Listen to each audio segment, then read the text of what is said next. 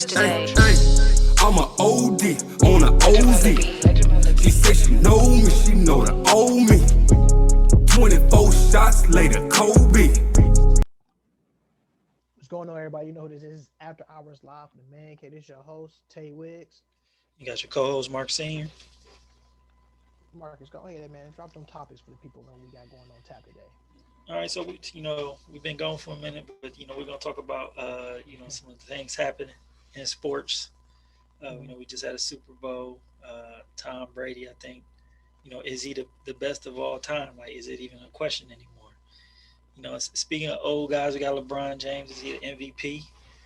And we want to talk about the Brooklyn Nets, of course, this new super team. And are we gonna save Bradley Beal? Is he gonna stay in DC? Is he gonna stay weltering away? Okay. So the first topic right off the bat. So you want to talk about the Super Bowl? Yeah. Tom So, Brady. yep. Tampa Bay. They got a lot of guys rings. Got AB got a ring. Playoff Lenny, he got a ring.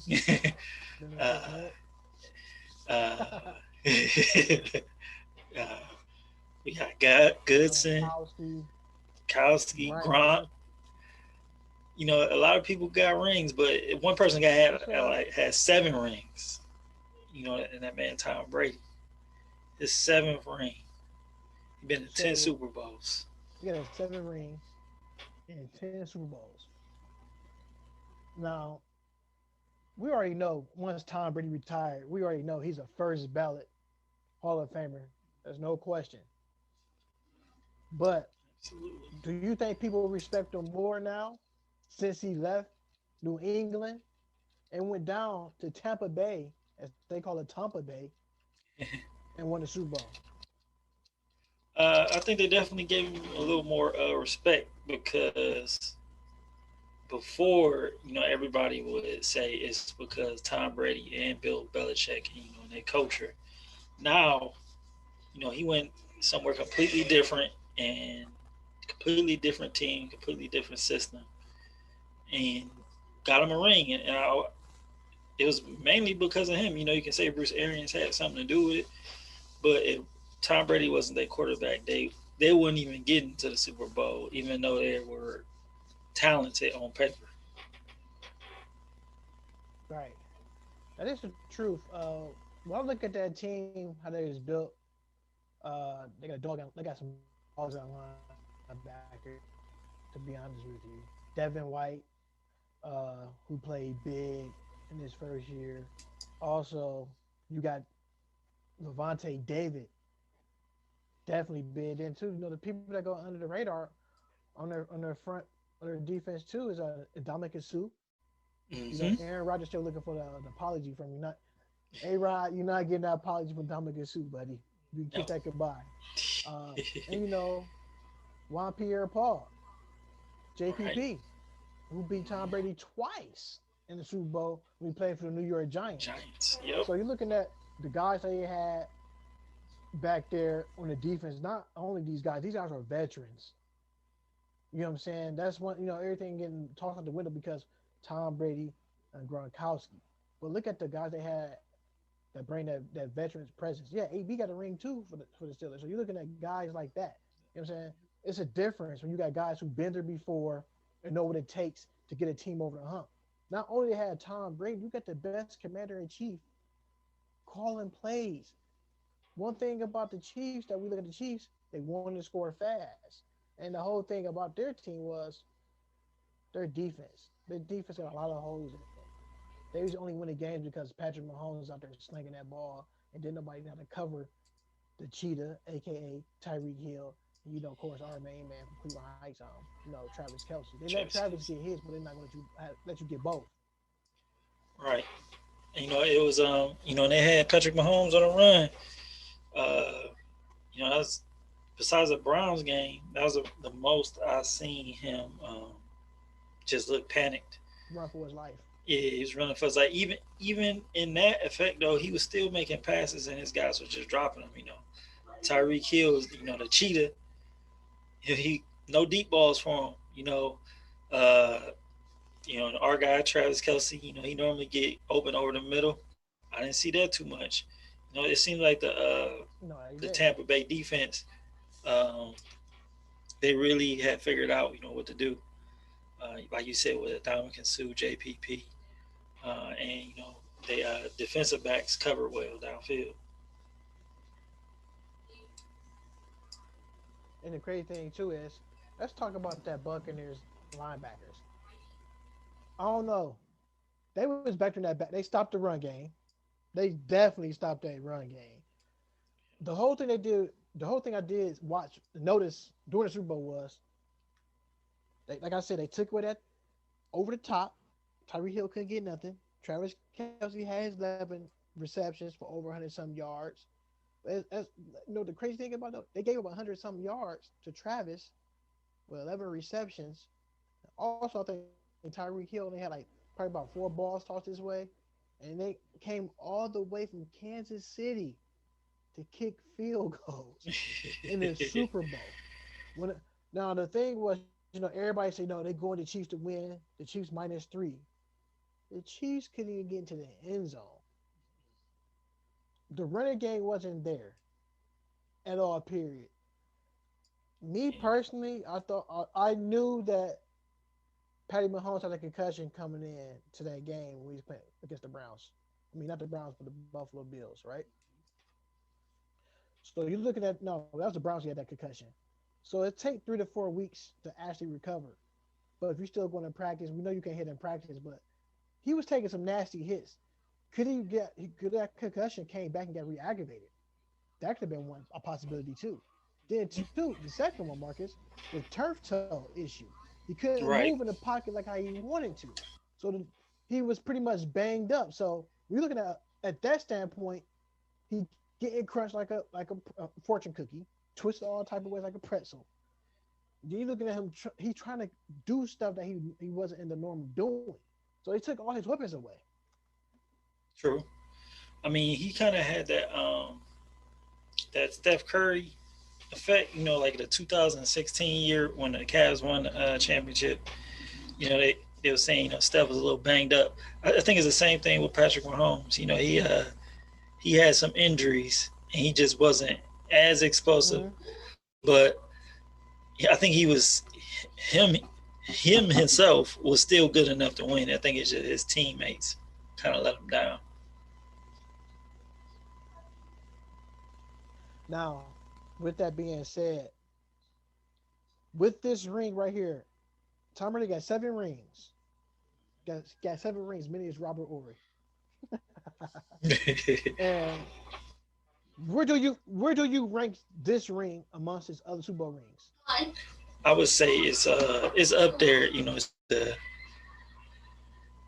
I think that Atlanta ring was pretty good because he came back from so much at halftime to win that, and then this one is probably second because new team, like I said, new system, new coach, and he kind of went out and did it on his own. In a way, not on his own, but he did it apart from the Patriots. Mm-hmm. I was gonna say the same thing too, because with the first ring, your first ring gonna be your baby no matter what. Then, like you said, the 7th ring that gotta be number 2 because all he probably was hearing when he went down to Tampa Bay, uh, he's the Bill Belichick way. Tom Brady is nothing without Bill Belichick. It's the opposite. Because I tell people this all the time: players play, coaches coach.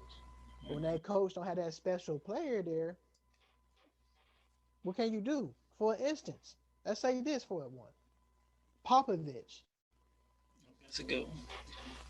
no Timmy D. They struggling, but right now they in the playoffs. We say that later on, but I'm just using that analogy. Look at the coaches. Look at Tyronn Lue. Yeah, you won a championship with the Cavaliers, but you don't have that same personnel that you had. Different players step up for different occasions. So it's just a lot to go through when you look at that. Like, I'm gonna be honest with you, I'm not a Tom Brady fan, but how he won that Super Bowl and how he was doing it, he turned me into a fan that night just because everybody hate the Patriots because everybody hate the team that's winning. When your team is on when that team, I'm gonna say your team or that team is on the roll, you find more enemies than frenemies. So you gotta go out there and the whole thing is he's doing his job. He's winning games. So can't hate a winner, but you can respect what he's doing in the field. A lot of people don't respect him and don't like him. Right. I respect him as a player. He know what it takes to get his team over the hump. That's for sure. I mean, this Super Bowl, like you say, is proof of that. Right? So moving right along, our specialty, getting right into the NBA thing. So Marcus, it's all to you. Tell the people what you got. So I think like last year, I think LeBron James is playing similar. This is very similar to Tom Brady. It was his 18th season. One of the older guys in the league. What he been to 7 finals. He got 4 rings. No, that's wrong. He been to more finals. He got 4 rings. He been in the finals. I don't know how many times. I want to get an accurate count, 10. So I ain't 10. So 4 out of 10. And it's like he's still the best player in the world. I feel like they played him last year. They gave it to Giannis. I didn't think Giannis was the MVP. He had a similar year than he had the year before.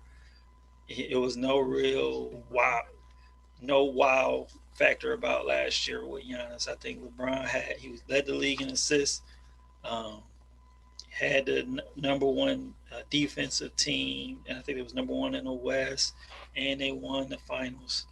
He should have won MVP. And this year, I think in year 18 is no drop off, and he's playing like the MVP. People want to say maybe Joel Embiid or Jokic, but those guys are having Joel Embiid played, what is it, 6 or 7 year in the league, and every year we question, is he in shape? Is he really taking it serious? Now the 1 year he take it serious, we want to give him MVP. Like LeBron been doing it for too long for us to give it to Joel Embiid after one good start to a season. And we don't even know if he's gonna finish that way. Right. Then too is in the East. They 18-7. So they got the best record in the East. They should be better than what that record is. To be honest with you, they got a couple of ugly losses in their repertoire. So when I'm going down, when I'm looking at how everything break off and who's having an impactful season, I think there's a lot of guys. I have candidates who I think should be like most improved players in 6-man. We're gonna look at the records and ask you what you think. We're gonna start from the East, 1 through 8. We got the Philadelphia 76ers coming in 18-7. Like you said, Joel Embiid is having an incredible season with the averaging 29 points with 11 rebounds to go along with 3 assists. Okay. Got Giannis Antetokounmpo 16-9. Now you talk about he was the MVP last year. He's not playing MVP basketball. That team looked vulnerable. You don't know what You don't know what Giannis Antetokounmpo you're going to get every night since the MVP. Like I said, you seen it. We watched the games. I'm gonna be honest with you. I sat down and watched the game. Listen to what I'm saying, people. I've been telling people this. Some people I've been talking to, but I'm gonna be honest with you. I might catch some slack for it, but this might be a attention grabber. Giannis Antetokounmpo, I'm gonna have to agree with my boy James Harden. He's a 7-foot bum.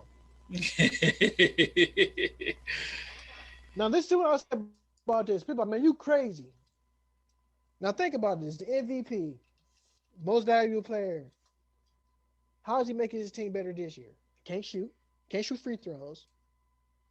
He don't have a legit 15-footer. Can't shoot the 3 ball. You build a wall on him, it's nothing. What can he do? The only thing he can do that he has in his repertoire, he can grab a rebound, go coast to coast. That's 1. 2, he can Euro step his way through traffic. he can take. That's all he has. From half court, take him 2 steps to get to the hoop. Just like this. No 2 fingers mean peace out. What does he bring? How does he make his team better? He don't take game-winning shots. No, you don't. You know, Dante DiVincenzo take game-winning shots, and Chris Middleton. So and then they got Holiday sometimes. Holiday. So was that Drew Holiday? Yeah. So you got your main ingredient, your main superstar, the face of the organization. He can't hit free throws. He can't shoot threes. He can't hit a 15-footer. You build a wall up on him. He can't do nothing. Only thing he can do is Euro step way through traffic and grab a rebound, go coast to coast. Right. Teams leave him open. Exactly. I mean, Matt Barnes, he said this on the jump a few times. Like, how can an MVP be a player who you can't go to in the playoffs, like in crunch time? Like you hear this, bruh? it makes no sense. I mean, I'm not saying I don't want to say he a bum, but he ain't MVP. I don't think he definitely should have won it last year, and I'm skeptical about the first year he won it too. I mean, because I just think the people who vote, like the writers, the people in the media, they just get so enamored with the story. You know, it's a tall, lanky Greek kid, was unknown before the draft, basically came from something to nothing. You know, I think that's to be celebrated, but you don't gotta give him everything so fast. Like, let him win something first. Right. And I know, like I said, when people watch this, they're like, yo, you bugging. You call him a 7-foot bum. Like, the Greek freak can't do nothing for you. Can't win a championship in Milwaukee. You're going to win a championship with Drew Holiday and Chris Middleton? We've seen games where Chris Middleton come up short. And Chris Middleton has stepped his game up. He was a Yeah. player who I felt wasn't really good. Like, how you feel about Giannis? I was like, yeah, he ain't really that good. He just the second best player. I said Chris Middleton is a poor man's Michael Redd, and I'm sticking to it. Yeah, that was the best comparison. That's exactly what he is. Move right along. Number 3, the Brooklyn Nets. See how we got quiet on this one? The Brooklyn Nets should not be at number 3. Got KD, 2-time Finals MVP. Got Uncle Drew. I get the next bucket on you. Win a championship for a couple of years. Then you got James Harden. Strip club going. Money throwing. Packing. Son of a gun. Right. So you're looking at these 3. This team has no identity when I watch them. And, people wrote, oh, man, Brooklyn got a squad. I think when we look at certain teams, when they put together a squad, as us being just fan watchers, or you want to call it as people who don't, some people say we don't know what we're talking about because we sit up here and watch the game. We don't play the game. A lot of us has played this game before.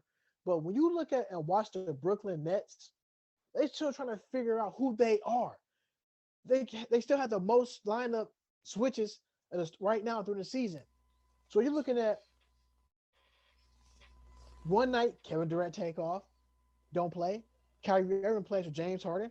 They can't get a win. They sit Kyrie Irving down. James Harden come back in the lineup with KD. They gonna win 5 to 6 straight. You get all 3 out there, they barely a 500 team. Those are facts. And Marcus, you probably have to agree with me with this one. When the Brooklyn Nets is ranked at the bottom of the league in defense, and people are trying to crown them Eastern Conference champions already, we're not even there yet. We got to have the season unfold first. We still 3/4 way through the season. We don't know. Somebody might get a significant injury on any one of these teams. We just can't say they're the Eastern Conference champion. We can't say the Lakers are going to be champions again. We don't know. This is the fun of doing a podcast and letting people know how we feel. When you look at the Brooklyn Nets, what's their weakness, Marcus, right now?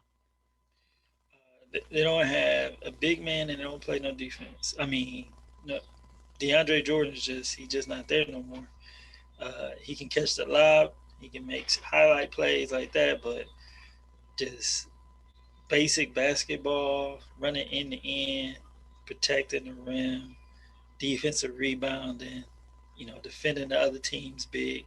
He's lacking in those areas. Like he's not there. Jared Allen was a better answer for them um, than DeAndre Jordan is. So I'm glad you said that because you took the words right out of my mouth. DeAndre Jordan. Now we talk about bum. Now that's a bum. Be honest with you. Now he's a bum. Now he's a bum. Care what nobody says, he's a bum. What can he do for you right now? Can he go? Like they're not asking for much from him. Can you give me 10 and 8? Can he give you 10 and 8? Chris Paul can't do it. Was the reason he got a payday. When you looking at him, I'm sorry, talk about I have the brain freeze here. DeAndre Jordan. Ain't nothing changed but the area code and dreadlocks. He cannot give me a bucket when I need him. When I go down and look at DeAndre Jordan, all right, dude is 6'11", 7 feet tall. He can't even give you 3 blocks a game. Like it's unheard of. When I bring his stats up, 7 points, 7 rebounds, and an assist. I need more from you if you're gonna be in the start lineup. One assist. That's being generous. And when you're looking at that type of style, like you got Steve Nash as your coach. You got all these all-star guys as your assistant coaches, Amari Stoudemire. You got Mike D'Antoni, who don't play no defense as one of your assistant coaches. You're gonna win with that. And they got one of the smallest lineups. Kyrie don't play defense. James Harden don't play defense. Kevin Durant does. You think Joe Harris gonna be stopping everybody every night? Ain't gonna happen. Bruce Brown? Hold on. Bruce Brown? Steve Nash had to go like this. He thought that was Bruce Bowen. That ain't Bruce Bowen. That's Bruce Brown, who's not gonna give you anything. And like you said, the bench is super weak. That bench is weak. Yeah, I mean, because I was one of the people at the beginning of the year. I was like, man, the Brooklyn Nets is the best team in the league, and that was because they had, Spencer Dinwiddie, Caris LeVert, Joe Harris. Like their team was more complete. I felt prior to that trade, and now they like half of what they used to be.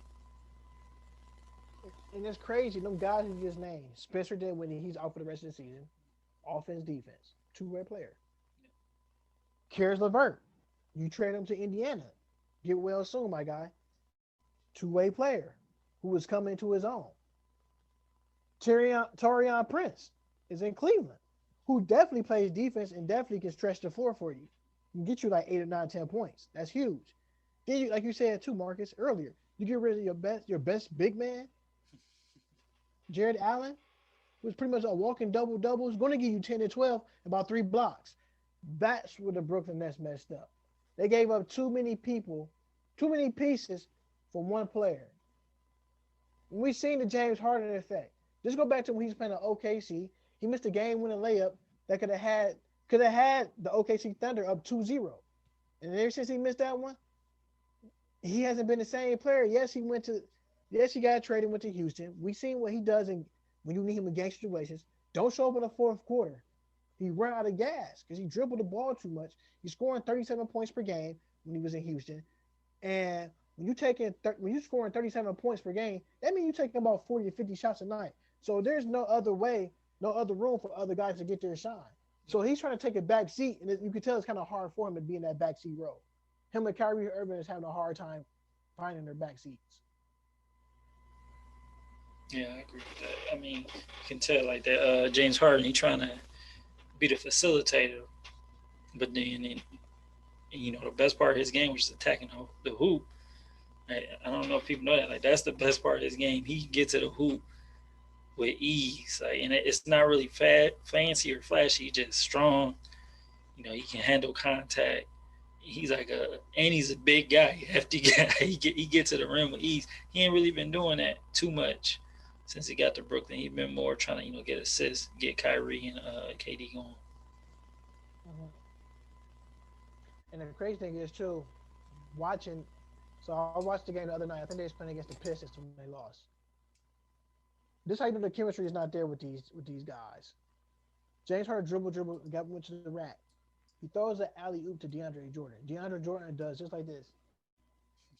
He looked back, turned the ball over. Detroit get the ball, called timeout. They're on the sideline talking to each other. They're not arguing, they're just talking. And what I read from DeAndre Jordan lips, he said, "Man, I thought you were shooting the ball. The rim is here, Marcus. Why is he throwing the ball that way? You over here in this area. That mean come catch the lob." He's like, "No, I want you to catch the lob." So there's still things they gotta work out. A lot of kinks. So we're not gonna waste too much time on them. We know what they can do. We're gonna see where they're gonna be because there are the favorites to come out the East. Number 4, the Boston Celtics. Would you like? What you watching from them? I think they Am I missing something? their wings is I think that the best wing tandem in the league, Jaylen Brown, Jason Tatum. I think Jaylen Brown has gotten better every year. This year he took it up another Yeah, notch. most definitely. So has Jason Tatum. I think together they're like the best two-way players, combination of players on one team. Uh, they got some toughness. They got Tristan. So it really all depends on Kemba Walker. He coming off that knee injury. How good he played determines how far they go. They got rid of what's his name? Wanamaker. He was in Golden State. Wanamaker. They also traded. I can't get his name. He played for Charlotte now. Gordon Hayward. Gordon Hayward. They got. I think he was kind of holding him back because it was Brad Stevenson and Gordon. Got that history. He was trying to make room for him. Make sure he gets shine on. But I think that was really holding the team back. Now that he's gone, it gave more room for Tatum and Jaylen Brown to grow, and it's kind of their team. But that point guard, Kemba Walker, he got to step into his own. Play like how he played in Charlotte, and I think they could upset even Philly and Brooklyn and find their way to the championship. Of course, because they got the horses too on top of that. But the crazy thing is though, with Kemba Walker coming out that injury, his name keep going out there in trade rumors. I keep hearing one come out from he may get traded to the Washington Wizards for Russell Westbrook. Now, just hypothetically, say that Boston when the Wizards do make a move on that trade. Now, with Russell Westbrook, now he's going to play hard every night and bring it. You know how hard it's going to be really to stop them guys? Because now you got to stop a three-headed beast. Then the one thing I like about what you said too, about that tandem of Jason Tatum and Jaylen Brown, those guys is good. And they both play defense. They bring it every night. And like I said, like you said, the Paul George and the Kawhi Leonard is the best front court guys. And I was like, nah, and it's crazy because we thinking the same. I'll be watching the game. So I said, man, Jaylen Brown is a monster for real. He's a monster because he go at you. He go at you. Just like Tatum, they go at you. They don't give up. And like you said, it determines what Kemba Walker does for them. They go as far as Kemba Walker can take them. And then the key piece to the other guys too, who I definitely do like, is Marcus Smart, another guy. But he's a streaky scorer. I know he's going to play hard every night. He's going to play defense. That's one thing he loved from me. He's going to play hard. But the Boston Celtics, like I said, their record is 12-11. Kind of a disappointment because they're better than Definitely better than that. Moving right along. We're going to the 12-13 Toronto Raptors. Now they stormed their way back up in there.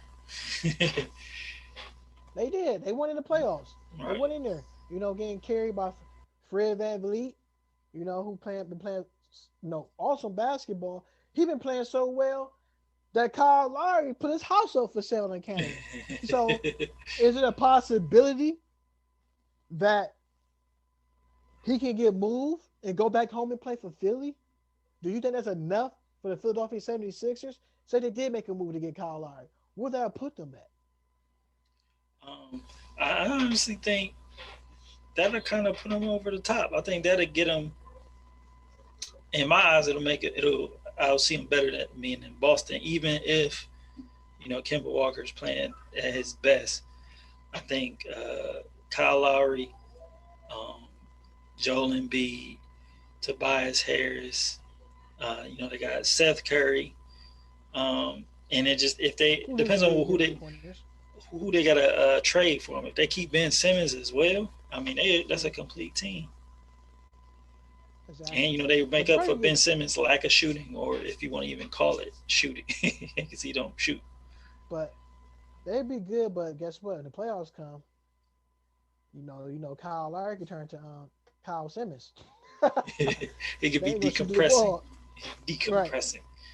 So, and Spicy P name becoming a trade bait name too, for the Cavaliers for Andre Drummond. So there's a lot of things that's going on in Toronto right now. Like I don't think they should break that band up. I think they missed. I think they need another piece, and they'd be right there. If they can get DeMar DeRozan at the end of this season, maybe who knows?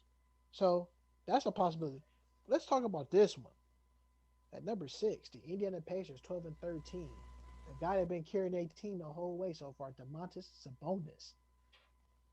Now that team, no, it's not a household team that everybody watch. I'm fortunate enough to watch NBA League Pass. Whoopie yay. But as I'm going down watching these teams play with no fans, I'm thinking the players are playing harder. Like that's why the records look like this too. The records look more like, you know, it's competitive. It's like you think you're gonna come in and beat this team? Nah, this team may this team that night may want it more than you. So when you look at the Indiana Pacers, Demontis Sabonis, Jakar Sampson, you got both the Holiday brothers on that team. So that team is hungry. You got Jeremy Lamb who just came back off his leg injury. So this team is hungry. They're a scrappy young team. The whole thing is with a scrappy young team like that, can they keep it up Right. throughout the regular season? Because right now, once after All Star break, that's when that oatmeal started to get kind of thick. Can this team, can these teams stay together and stay on course? What you think about these young Indiana Pacers? um, I think they can. Last year they did. Um, and it was they had Victor Oladipo, uh, who I think is you know he was kind of declining after that injury. Like he never got his right footing, but they still was good enough with T.J. Warren and Sabonis to kind of make a light run. And I think this year Mm-hmm. is kind of the same, but they missing Karis LeVert because of discovery on his kidney, and T.J. Warren out for the season. Yeah, Had they had both of those players with Sabonis playing the way he bubble playing, TJ. they I think they shocked the world, because they're gonna spoil somebody trip to play, to the finals. All right. A surprise team right now, the Charlotte Hornets, 12-14, seventh place. Now, in Charlotte, watching these games, Gordon Hayward and Terry Rozier already got that feel for each other because they played in Boston together. Watching this team play every night, they like being around each other. They talk a lot to each other on the bench. That's one thing I would say about watching this team because I live here in Charlotte. And by the way, I'm from Cleveland. I always say that. Mm. As I go around the league and look at other teams how they converse on the benches, most of them don't even talk. Even though they little boxes, they 6 feet away from each other. I look at the Charlotte Hornets, they 6 feet away, they still talking to each other on the floor, right on the bench. That right there describes right there. That's a team. They love each other and they want to win. Not only Gordon Hayward is playing stellar this year, Terry Rozier took his game up a notch, but the two pieces who's playing really good, Miles Bridges You highlight every rookie night. LaMelo Ball. Now, the Charlotte Hornets, watching this game, since Winston has been starting out LaMelo Ball, they've been winning more. When he goes to the bench, they lose. So I know they're getting back. Devontae Graham should be coming back from an injury within a game or two or so. But with James Borrego, the head coach of the Charlotte Hornets, who came from San Antonio, and that coaching tree, I can see some of that San Antonio type plays being run. How these teams are. This team is really playing defense. Everybody's playing defense, which is kind of unheard of in today's basketball game when everybody's playing defense. You might get 2 or 3 guys in the line that play defense. The other guys would just play the floor and play the passing lanes. But no, these guys are in your face every night. They had a nasty, the bad loss last night against the Memphis Grizzlies against that young guy Jametrius, aka Ja Morant. When I look at the Charlotte Hornets, once they got Nicholas Batum off their books and other guys off out of here, MKG, Michael Kidd Gilchrist, like I said, was probably by far one of the worst draft picks that I ever seen since I lived in Charlotte. They wasted a number 2 pick. Anthony Davis 1. I let Charlotte fans have it. Anthony Davis 1, MKG 2, and Bradley Beal 3. Man, you gotta be kidding me. Look at that. 2 all-stars on the outside, you got a bum in the middle. Like, come on, Mike. He like Here's what it MKG. is. Dude, He had to shoot get another mic. like that. Right. So, and the sad part is, Marcus, they always just say, on the commercials down here, give it up for our defensive stopper, MKG. I said, what? Who is he stopping? Guys coming to town. Carmelo Anthony coming to town. 37. I was at one of them games. Dropped him off for a quick 37 in New York when we went to that game downtown. LeBron came here, dropped him off. 35. All right, with the Charlotte Hornets, LaMelo Ball and all them young guys, with their young core, like I said before, had a bad loss last night with the Memphis Grizzlies. With Ja Morant, you know what I'm saying? I just feel like they on the right path. If they make another move to get another big man, an interior big man who actually that's going to guard the rim from them, they can make some things happen. And like I said, too, as well, your boy, Ice Trey. Trae Young at 8th place, 11-13. Now, are you surprised what their record is and where they at, Marcus? Who, the Hornets or the Hawks? Both. I don't think I'm surprised about either team. I'm surprised that LaMelo Ball is playing as good as he is, but not their team success overall. Because I think Devontae Graham, Terry Rozier, Gordon Hayward. I thought they, those guys alone was enough to get them to be a decent team. But the fact that LaMelo Ball is playing as like the rookie of the year, I think he's gonna end up winning it. They're probably gonna be in a play-in tournament, which I wasn't expecting. I was expecting them to kind of be in that area, but not on the verge of just securing a playoff spot. Outright. Same with the Hawks. We know Ice Trey the game. We knew what he was going to do is just his other players. Jason Collins. Who else they got over there? Rondo, Herder, the sophomore. He hurt it. He got hurt though. DeAndre Hunter. They all kind of came together. Cam Reddish.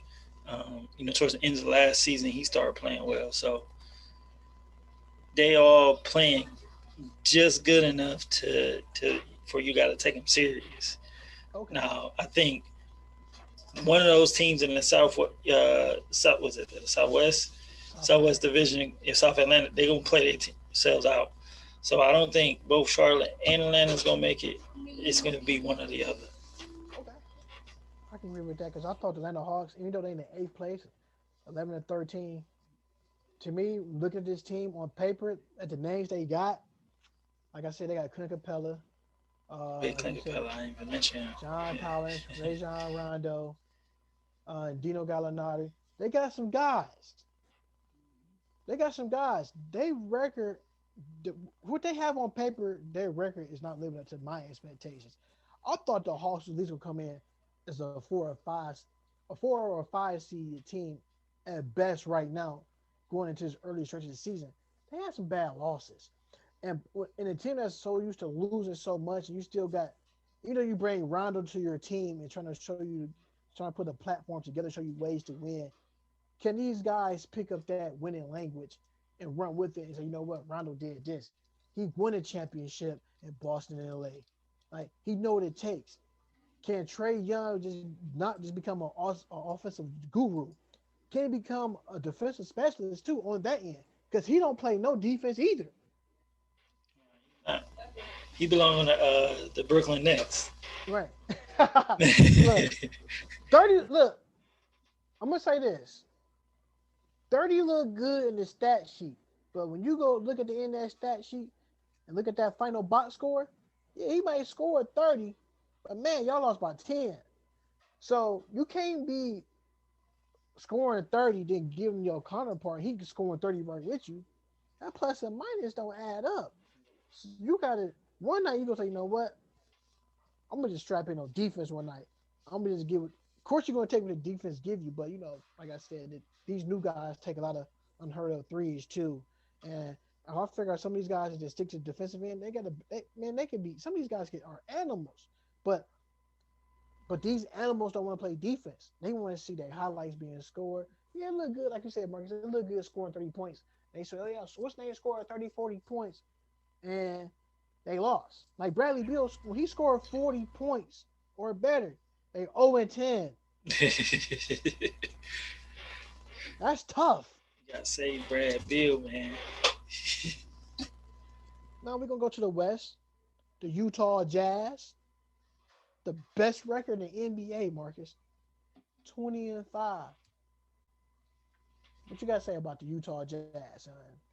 I mean, that was on a run. I think Mike Conley has been a healthy Mike Conley. Just took him to another level.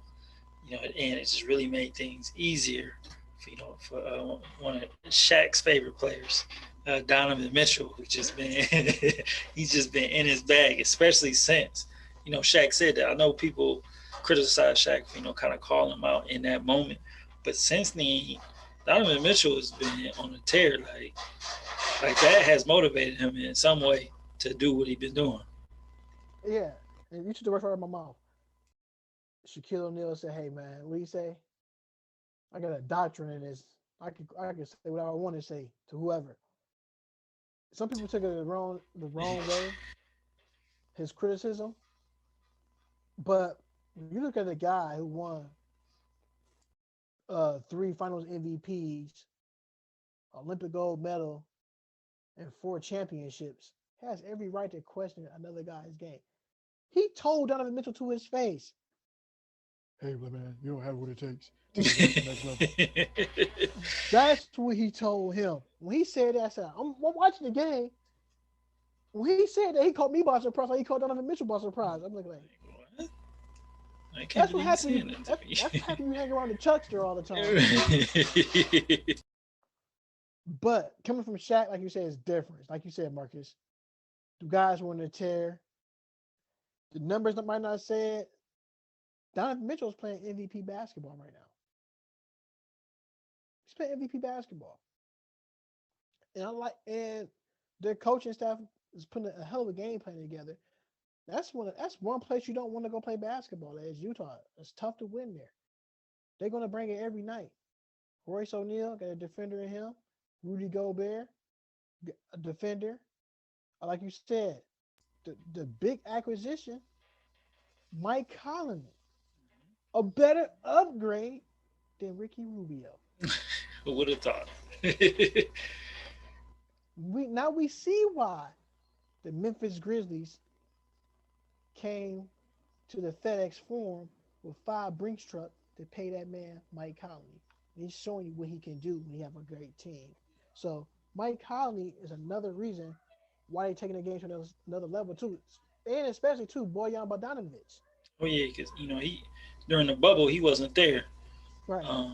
but he can't. He's back with the team now. I think they in the bubble. If had they had him, Denver Nuggets don't make it to the conference finals. Exactly, because you talk about that's a bucket. Now he's a bucket. He's a bucket. No, that's another guy on the team I like too, though. Jordan Clarkson been playing some inspired basketball so far this season. Man of many braids, stiff braids, hair don't move. I thought they was fake. Now they actually grew out now this time. He went from I'm sorry. So this man went from the end of one of his last season with the Cavs with a fade, no tats. You start the season off. This man has cornrows. He has more tats than AI. I'm like, what? It must translate to wins because he's been playing better since he got the extensions. That's what I was saying. He's been playing inspired basketball. He said, you know what? My 2K, my player like this. I'm gonna do this right here. So he's been playing really great. Like he's been playing really good. And I like Joe Ingles too. An everyday guy, lunch pail guy, blue collar type guy who's going to come hard every night. It's definitely good. The Los Angeles Lakers 20-6, the defending champions. We said at the top of the show, LeBron James is 36 years old, still averaging 25, 7 and 7. Where is the decline coming? We know what's coming. He's up here, Marcus. He's up here, bro. Maybe the decline is he can't get his head above the rim no more. He just get his elbow above the rim. I don't know. I don't know where the decline coming at. And the reason too, you look at the key pieces they picked up. Montrezl Harrell, great role player. Dennis Schroeder. That one season that he played with Chris Paul, if I had to vote last year, Chris Paul would have won the MVP because I was riding that train. I'm still riding that wave once we get here. That one season with Chris Paul made Dennis Schroeder right now 5 times better than what he is right now. Going down the stretches to LA, key rebounds, diving on the floor for loose balls, setting his teammates up to take a great shot. Free throw percentage is up. The points not all the way up, but the free throw percentage is up. 3-point shot percentage is up. And he's playing great defense. Absolutely. He was the hidden gem to the OKC team. And this year with the Lakers. Like every year you'd be like, yeah, I don't know what he's gonna do for this team. And then he always surprised you. Even way back to the Atlanta Hawk days. Like you don't think he's gonna be a factor, but he always end up being a factor. Now I'm gonna say this. You might agree with this. What Dennis Schroeder is doing, I thought Reggie Jackson of the Clippers would be doing the same thing. I mean, he had moments. Like I've seen a few Clippers games where I'm like, oh, I forgot about Reggie Jackson, but then that'd be it. Like you forget he out there for the rest of the game. Like Dennis Schroeder, like you said, he's doing something at all times, either diving on the floor, getting loose balls, playing good D. Reggie Jackson, on the other hand, like he take too much plays off. He ain't consistent. Marcus, Reggie Jackson is just a jag. Just another guy. Just another guy. Bobby Schmurda. Right, just another guy. So going back to the Lakers, you have Anthony Davis, AD. So far he's dealing like a little nagging injury with the Achilles. So he's taking time off, making sure they need him for the long haul, which is smart. And they still finding ways to win because other guys been stepping up, like KCP. They call him. Listen to like I said, I got NBA league patch. It's done a little bit different now because you get to see the halftime stuff they be talking about. And Stu, the original number 23, the Los Angeles Lakers when he played, Stu Jackson. Yeah. He was like, KCP nickname is Fast Break because he's the first person down the court. So as LeBron get the ball, he's down the court, layup every time. Fast break. Alex Caruso, I love his game. Another bucket. And THT, get the job done too as well. But if they want to win a lot more games and want to get back over his hump again, the main guy they got to focus on to me is definitely got to keep up to what he's been playing so far. Been playing great basketball the last 5 or 6 games. Is uh ah that's how you what's his name On the Lakers, yes. I know what you're talking about because I don't know his name either. But they put him in the lineup over Kuzma.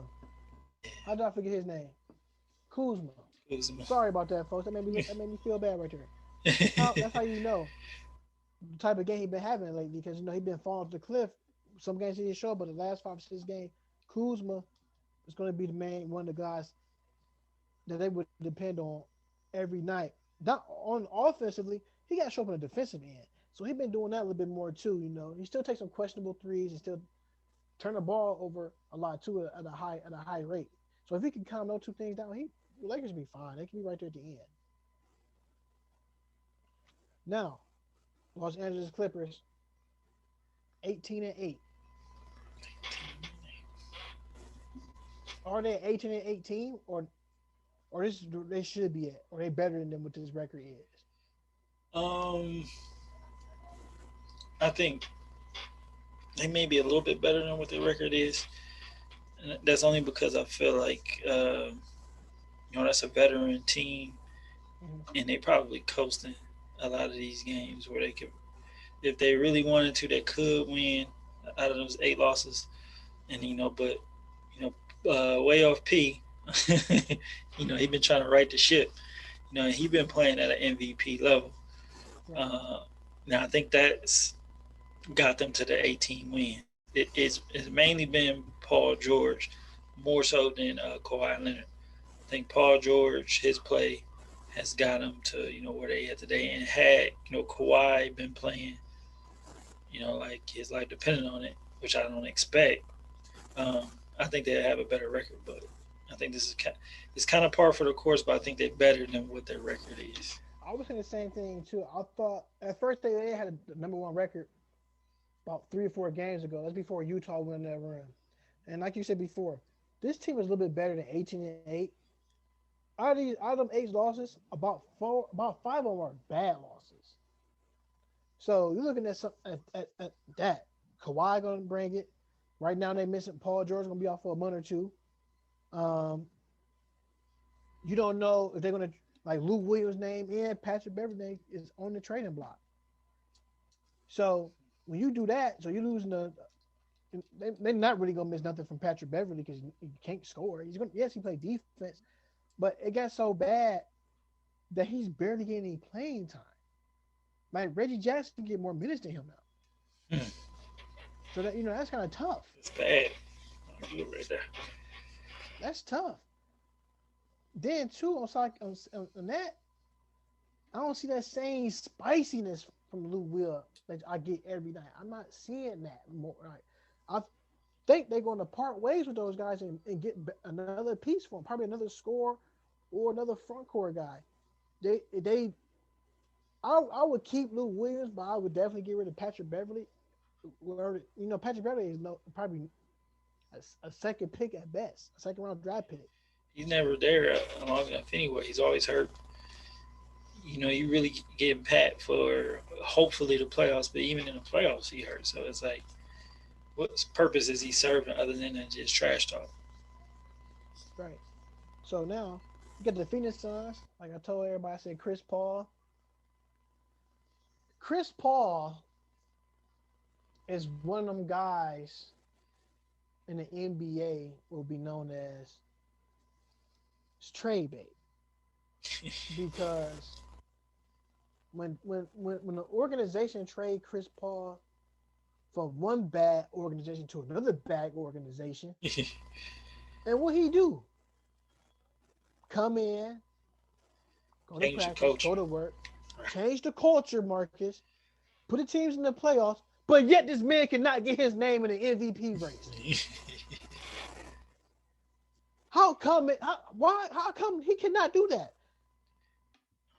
This guy, all he do is play hard.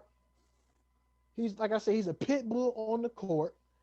He demands so much from his players. He wants his teammates to play hard because he played hard every night as well. Let's go. Look, he got drafted to the New Orleans Hornets at the time, right? That was a terrible team, right? I think his third. I want to say his third year or fourth year in the league. He put him in the playoffs. Things didn't work out. They go to the playoffs every year. Pretty much almost a triple double machine. Then almost in a couple of those years in New Orleans, because he was running with some dogs down there too as well. A young David West, Peja Stojakovic.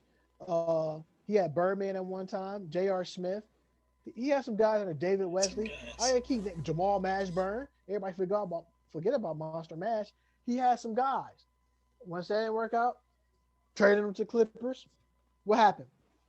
He really got traded to the Lakers. He really got traded to the Lakers. They revoked on that.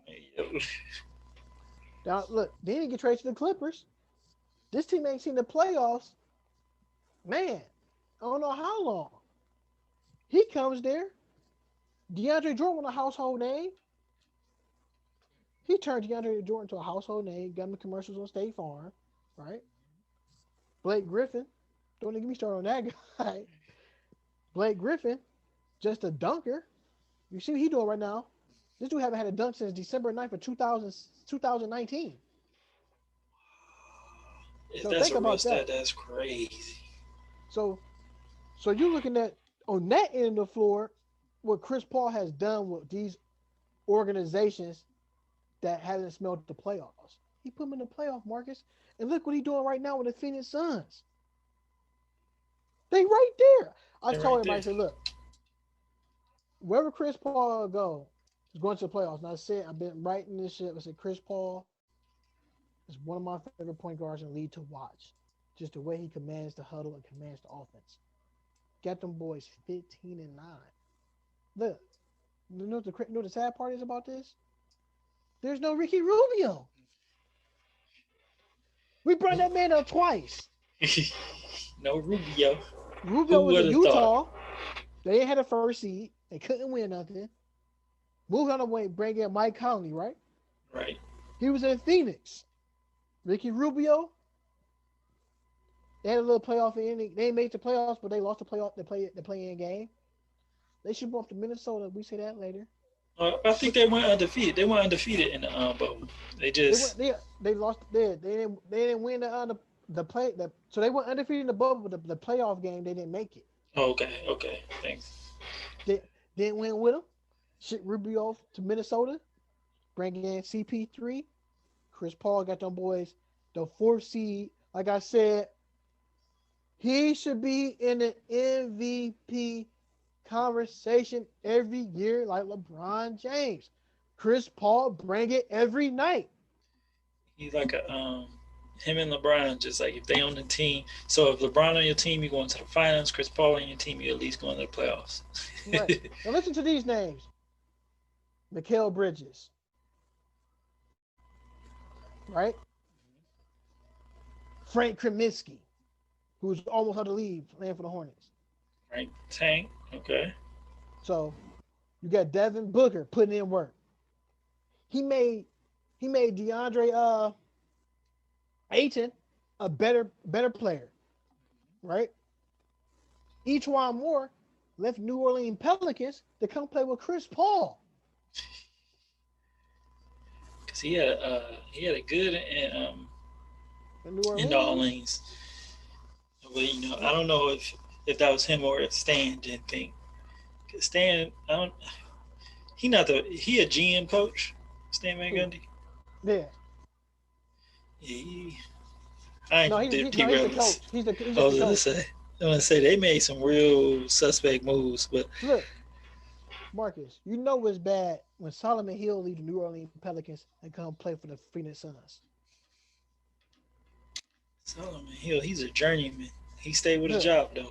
Look, Jay Crowder left the Grizzlies to come play at Phoenix. Tell you one thing, Boss Man, that's his Twitter handle. Boss Man 99, Jay Crowder, keep a job. Play threes, gonna play tough defense. He's from that same cloth as that Marquette University with Jimmy Butler.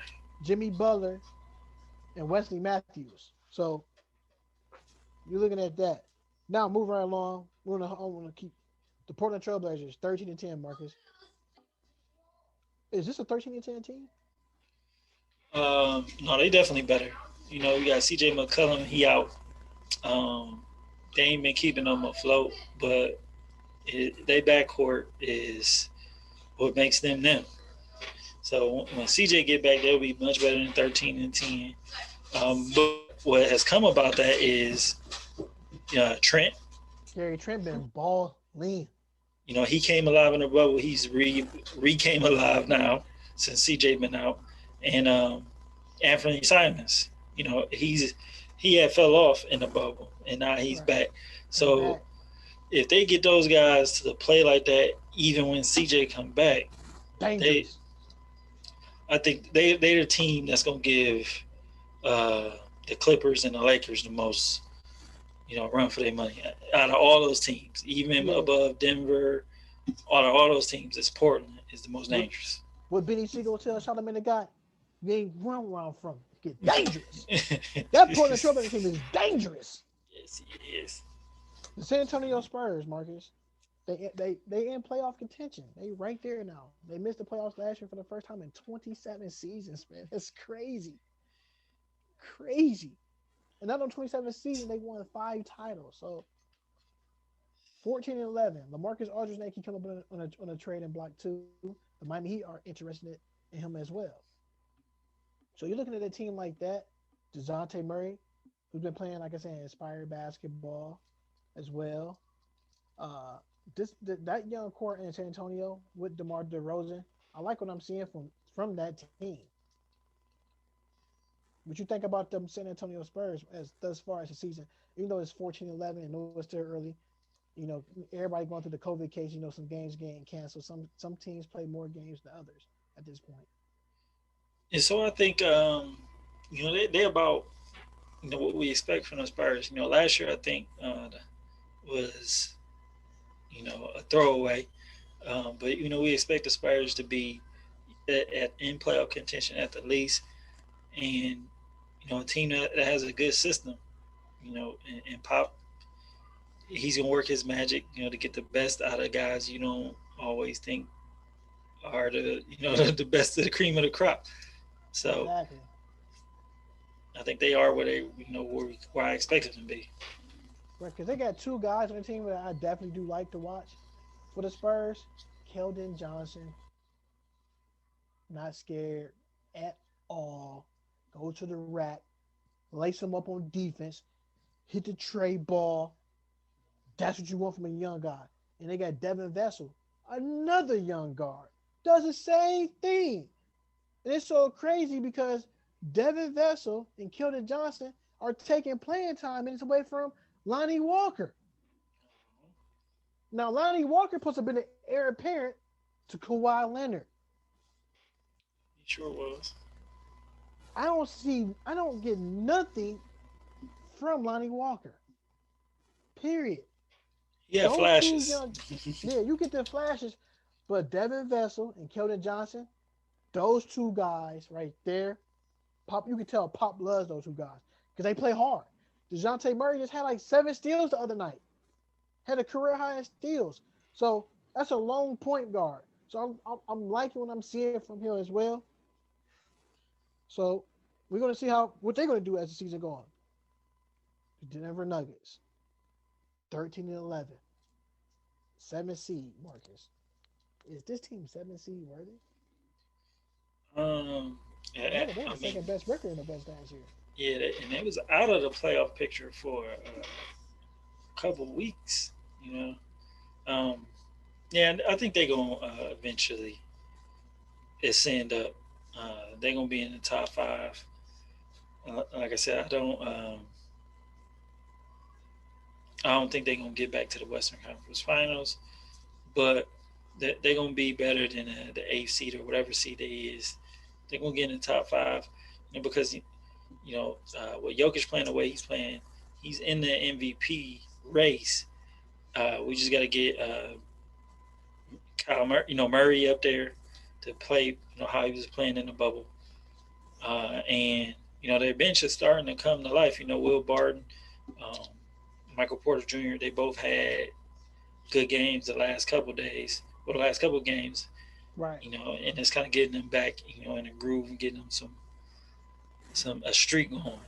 That's all they need. They need a 4 or 5 game win streak. They'll be back at the top of the West. Top half of the West, not top of the West. Yeah. It's gonna be kind of tough trying to get that 4th and 5th seed, man. Because some teams only got single-digit losses. They already got 11 losses. And 2, I'm gonna be honest with you, Jamal Murray hasn't played the same since he signed a shoe deal with New Balance. I'm just saying, he should have stuck with the Adidas, man, because he ain't been playing the same to me. I get the flashes. There been some games he been absent from. Like, yo, okay, I'm sitting and watching like Jamal. Like, it's crazy. You know, I get NBA League Pass. I don't watch the same teams every night. I watch 2 different teams. So I'm looking, I'm like, okay, Jamal, I'm just waiting, Jamal. I get that bubble appearance, Jamal. Jamal, you only finished with 18 points. You only scored 4 points in the 4th quarter.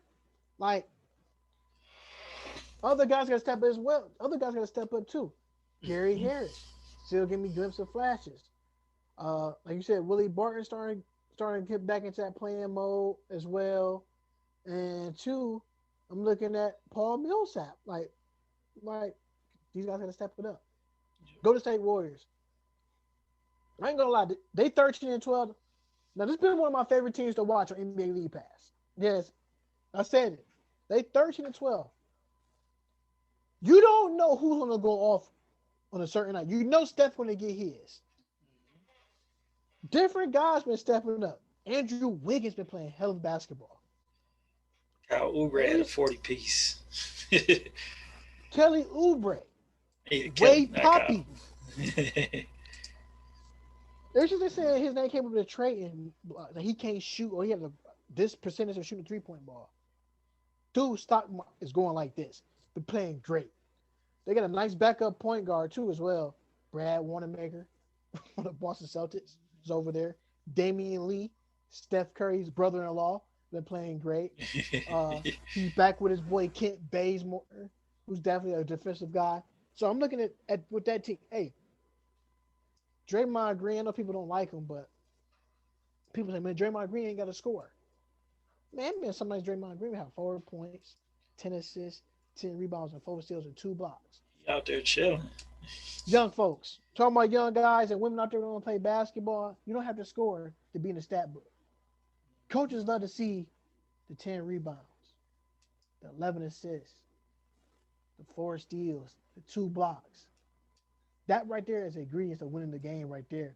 Because grabbing rebounds, either A, I kept the other team from getting the rebound. I got an offensive board and gave my team a second chance to score.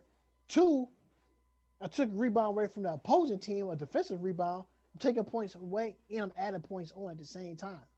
Second, I'm getting steals with me. You not getting a chance to score. We got a better chance of scoring now. Blocks me, you not scoring. So young folks, you don't have to score to see yourself in the stat sheet book.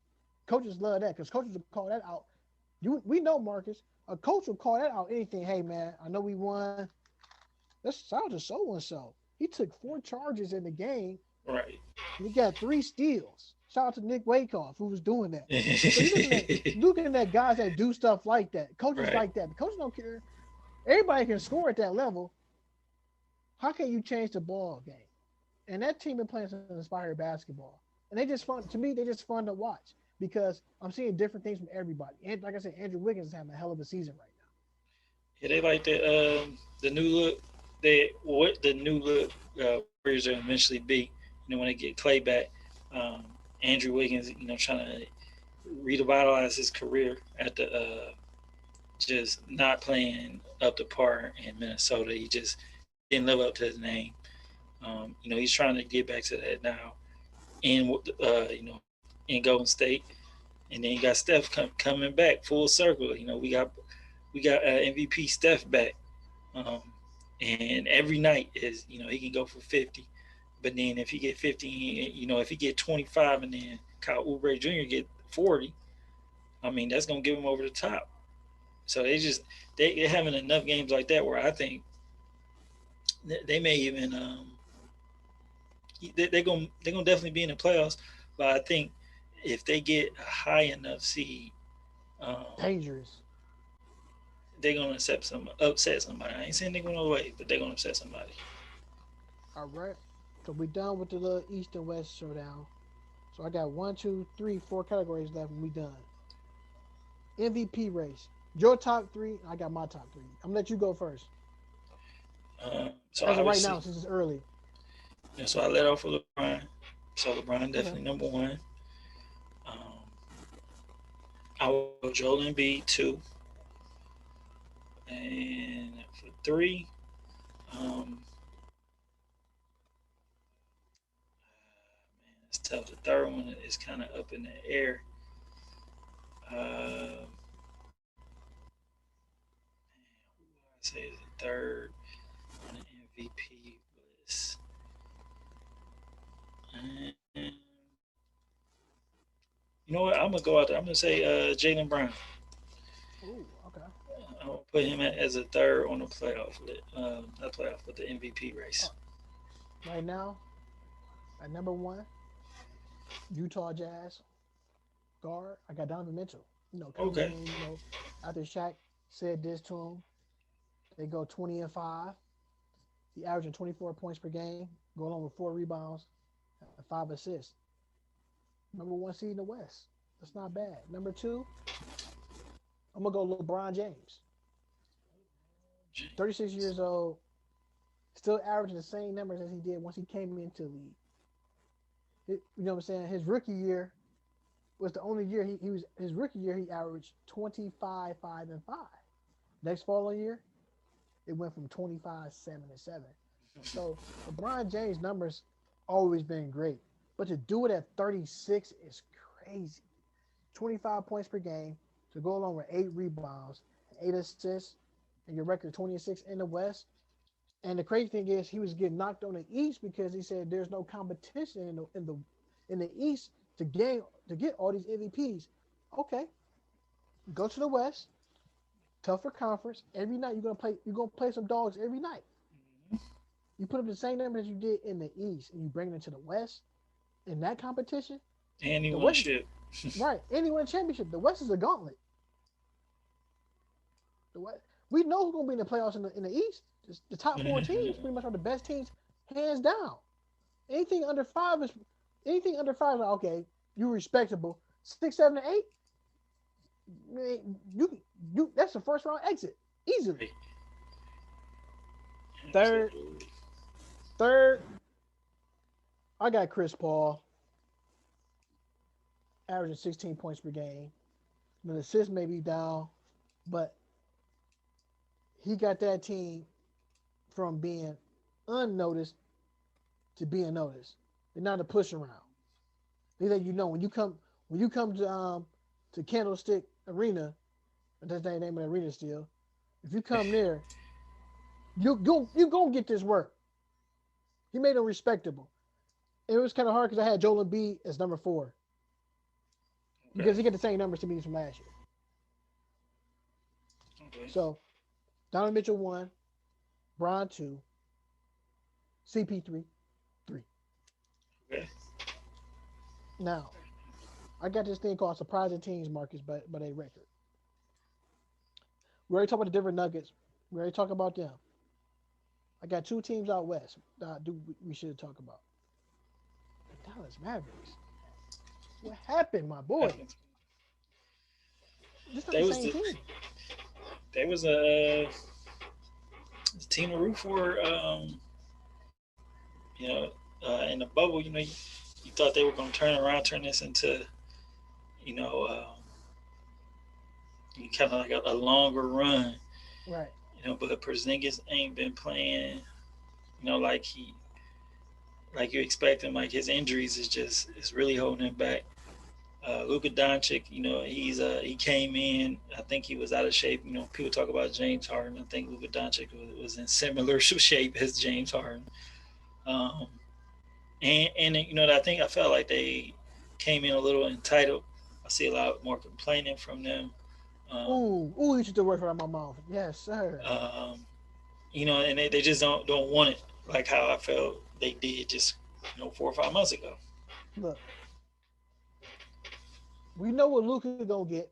Walking bucket. Let's be honest. He's been crying way too much about certain calls. I know LeBron James complain a lot. All these guys complain. But Luka, every play he want to foul. If it was up to him, man, that's one guy I do not want to play. If we go into 16 and the game is tied up, you know he's gonna call a foul every time. If it was up to Luka, he'd be at the free throw line shooting about 40 free throws a night. That dude complain about every call. And second and foremost, Kristaps Porzingis, you're 7 feet tall. You was wide open in a couple of shots. Go for the layup. No. He kicks the ball out for a 3. You don't want to take the high percentage shot, but you're going to turn that down for the low percentage shot? Hey, all you Mavericks fans out there, PSA. Kristaps Porzingis is soft. Period. Soft. Ain't no other way you could put it. Disappointed. I'm disappointed in their record. Point blank, period. This team right now in the West, it's like they 12-14.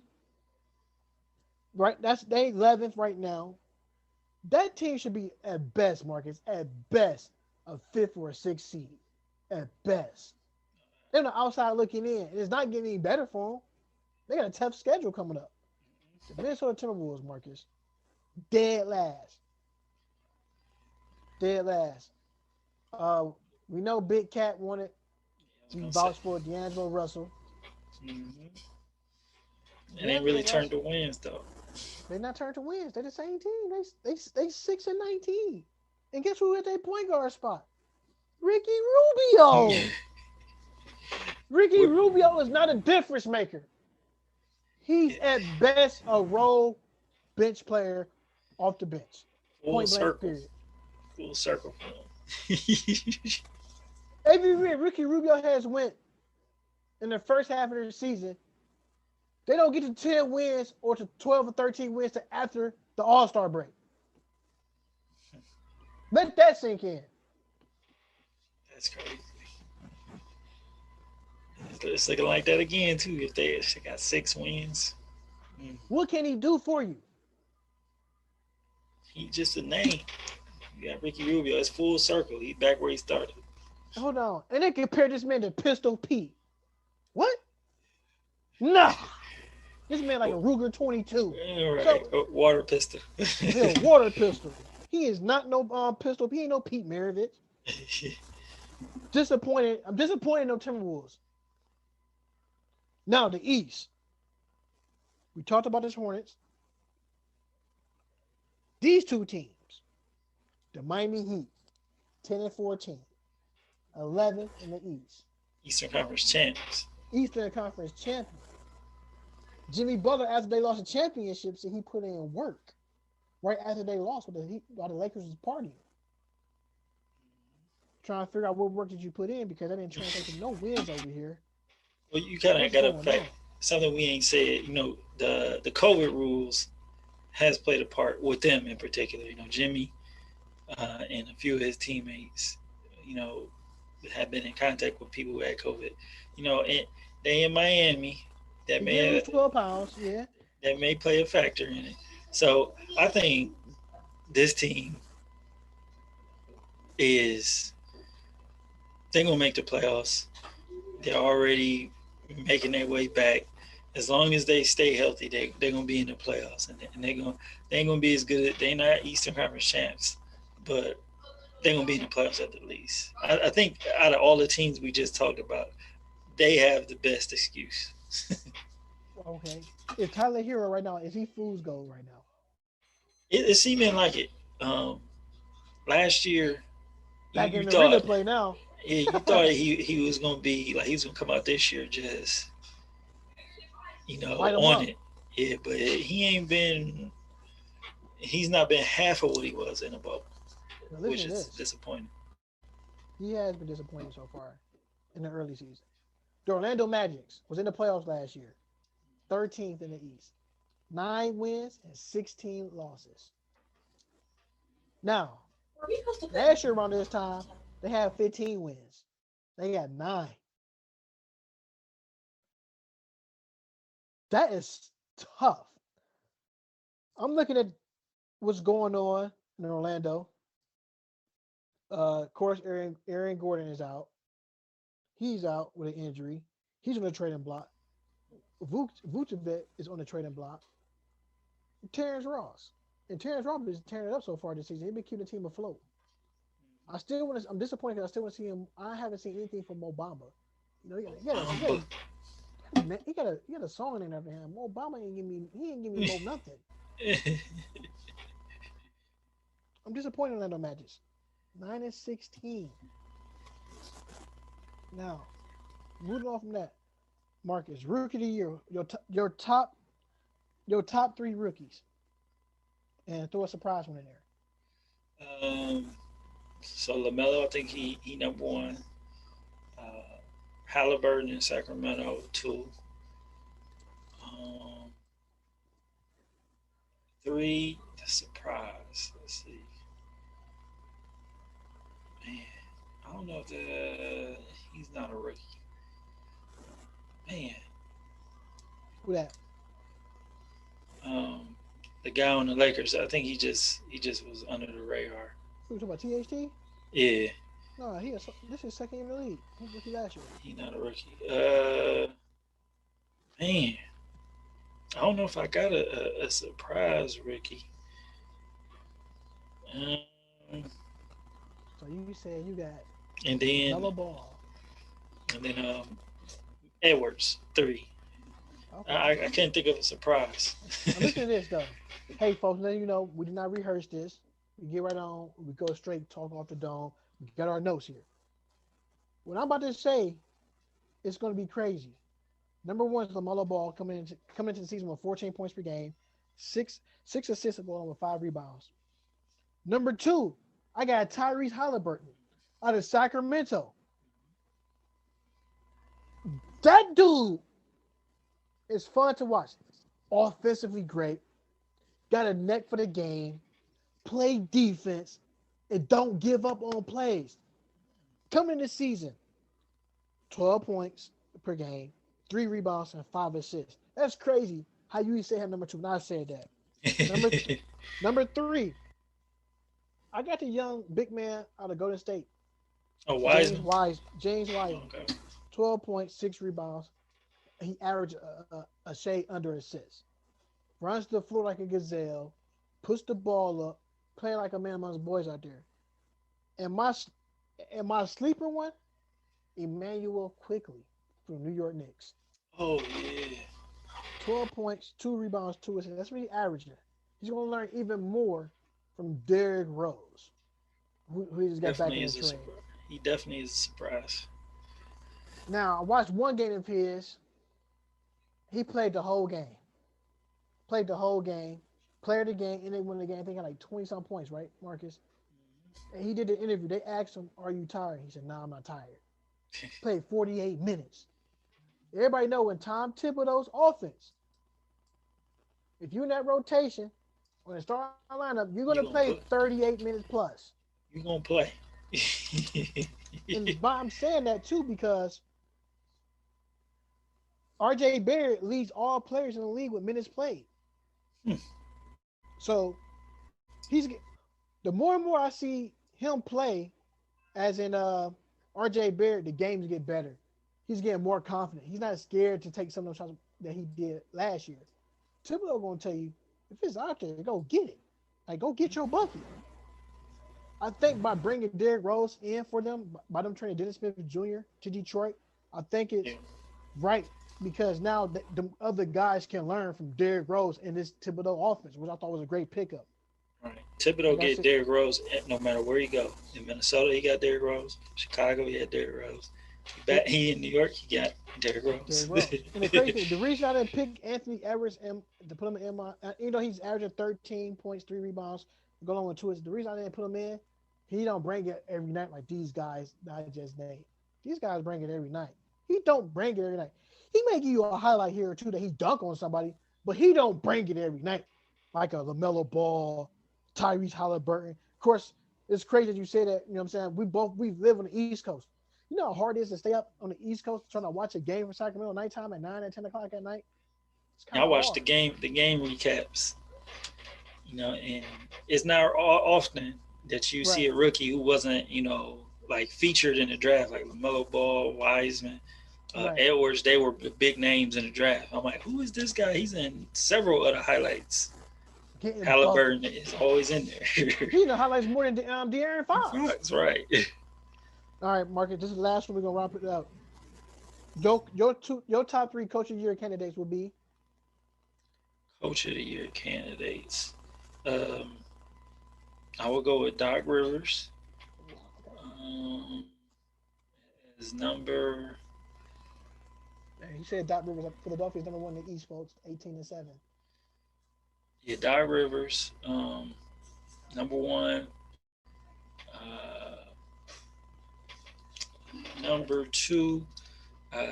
Whoever the Utah Jazz coach is, I don't know his name. Quinn Snyder.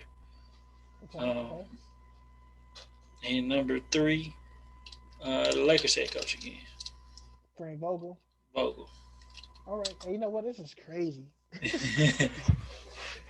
All right, my coach of the year candidate. Number 1, I got Monty Williams from the Phoenix Suns. Okay. Got them boys, and like I said, number 4 in the West, 15-9. Number 2, Quinn Snyder, the Utah Jazz.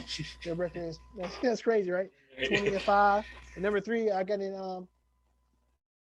James Borrego for the Charlotte Hornets. Only thing about this Hornets team, they gotta keep winning if they want their coach to get that type of award. Folks, we're gonna wrap it up right there. Anything you gotta say, Marcus, on these closing moments? You gotta tell anybody? Stay safe. Wear your mask. I know it. COVID is seeming like it's dying down. People getting shots and stuff, but it's still out there. Wear the mask.